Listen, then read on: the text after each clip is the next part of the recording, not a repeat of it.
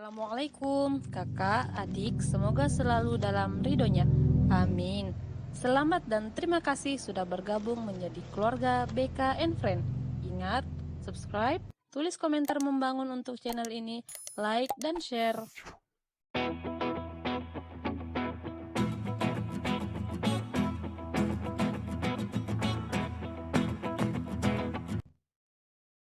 Halo kakak adik, semoga tetap semangat ya.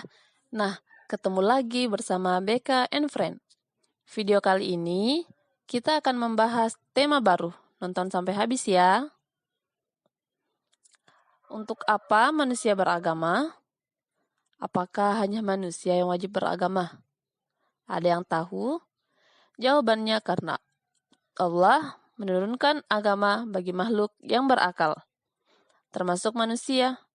Karena manusia diberi kelebihan berupa akal pikiran yang membedakan dengan makhluk lain, sehingga bisa menjalankan agama, perintah Allah, dan menjauhi larangannya. Sementara makhluk yang lain seperti tumbuhan, hewan, air, gunung, dan lautan semua tidak memiliki akal pikiran, sehingga tidak mungkin bisa menjalankan ajaran agama.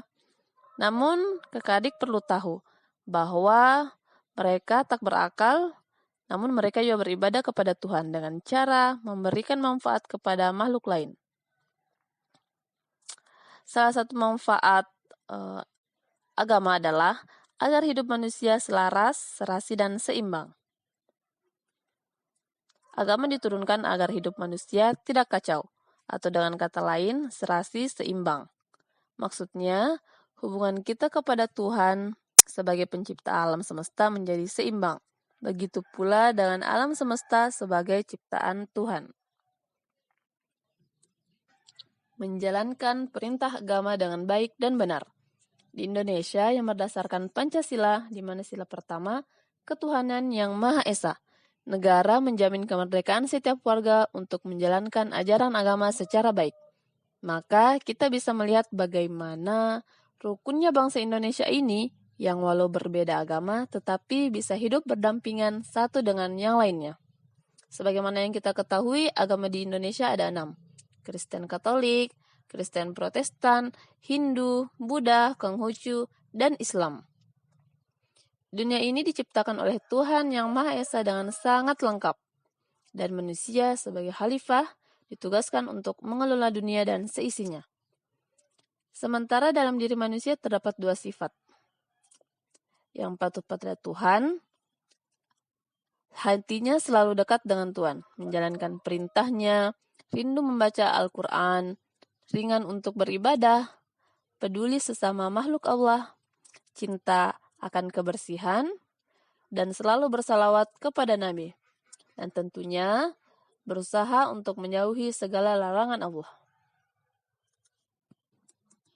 Misalnya ketika mendengar azan berkumandang, kita, seorang muslim, menghentikan bermain atau belajar, kemudian berjalan menuju masjid untuk sholat jamaah, seperti yang kakak adik lakukan di sekolah MTSN Pangkep.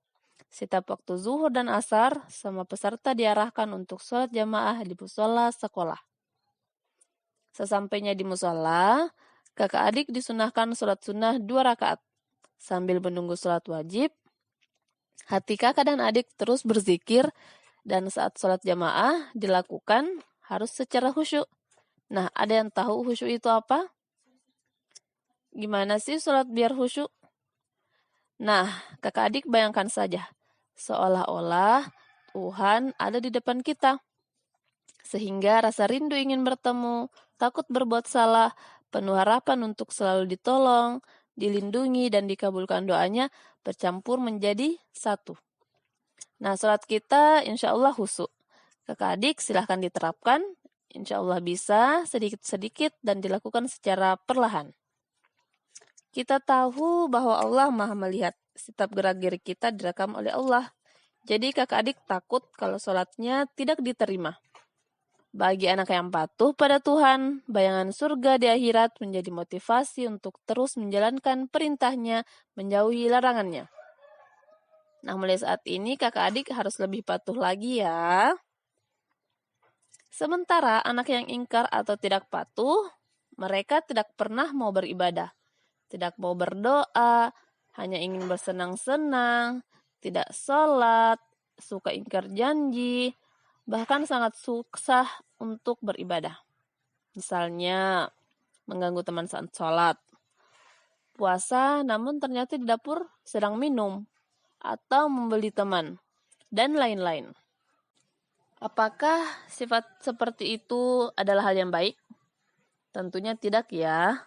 Kakak adik di sini adalah hamba Allah yang harus patuh dan selalu ingin menjalankan perintahnya, menjauhi larangannya, menjadi anak yang soleh-solehah, rajin belajar, dan membantu orang tua. Jalankan perintahnya dan jauhi larangannya. Setiap agama ada perintah dan larangan. Dalam Islam terdapat dalam kitab suci Al-Quran dan hadis. Dalam pelaksanaannya, ada kategori hukum, wajib, sunnah, mubah, makruh, dan haram. Untuk lebih jelasnya, kakak adik bisa mempelajari buku agama dan bertanya kepada guru-guru. Contohnya dalam umat Islam. Perintahnya terdapat dalam rukun Islam, yaitu syahadat, sholat, puasa, zakat, dan haji bagi yang mampu. Selain perintah dalam rukun Islam, ada perintah lain, misalnya tolong-menolong dalam hal kebaikan, seperti memberi bagi yang kekurangan, menjenguk teman yang sakit, belajar ilmu dunia, dan akhirat, berbakti kepada ibu bapak, membersihkan kelas, jujur, mematuhi tata tertib sekolah, dan lain-lain.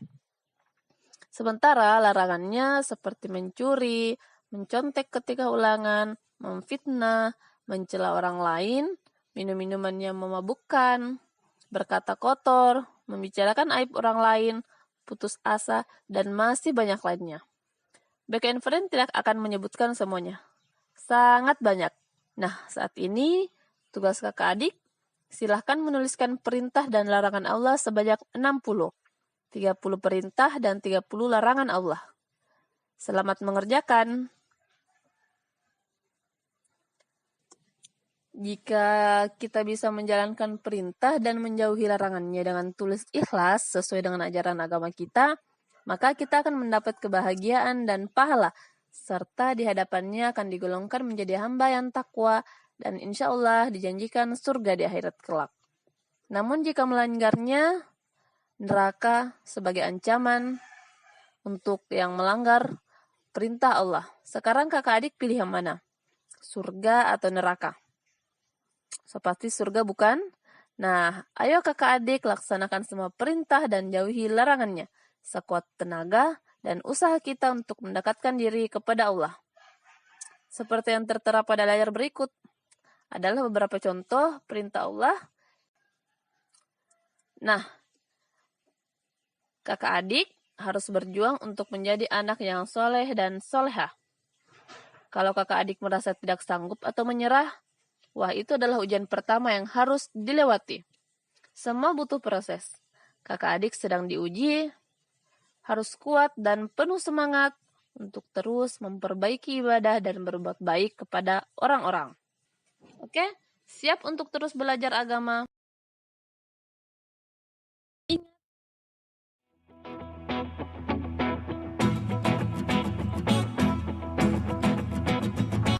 Stay tuned with Deka and Friend. Thank you for watching and ingat subscribe, tulis komentar membangun untuk channel ini, like dan share. Salam, life is beautiful. Wassalamualaikum warahmatullahi wabarakatuh.